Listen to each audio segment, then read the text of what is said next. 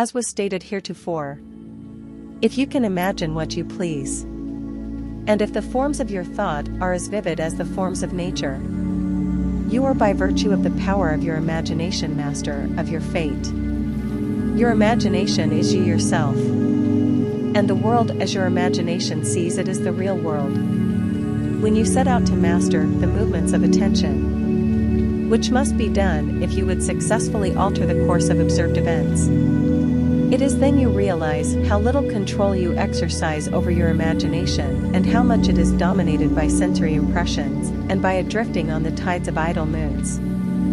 To aid in mastering the control of your attention, practice this exercise night after night. Just before you drift off to sleep, strive to hold your attention on the activities of the day in reverse order. Focus your attention on the last thing you did.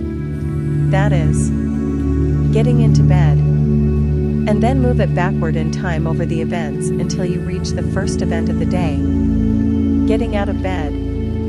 This is no easy exercise, but just as specific exercises greatly help in developing specific muscles, this will greatly help in developing the muscle of your attention. Your attention must be developed, controlled, and concentrated in order to change your concept of yourself successfully and thereby change your future.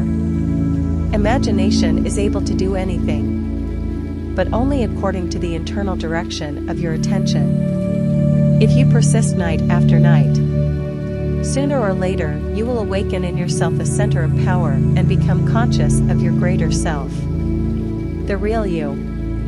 Attention is developed by repeated exercise or habit. Through habit, an action becomes easier, and so in course of time gives rise to a facility or faculty, which can then be put to higher uses. When you attain control of the internal direction of your attention, you will no longer stand in shallow water but will launch out into the deep of life. You will walk in the assumption of the wish fulfilled as on a foundation more solid even than earth.